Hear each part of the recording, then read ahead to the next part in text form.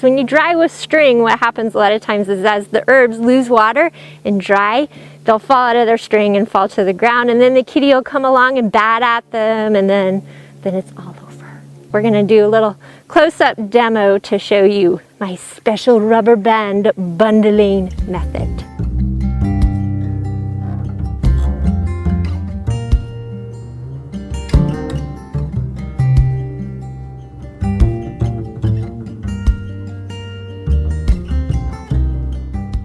You want your bundle to be not so big that it won't dry in the middle, but also not too small that you're going to waste space in your drying area.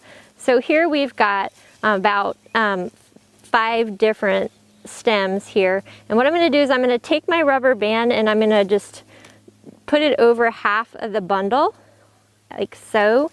And then I'm going to wrap it around like this.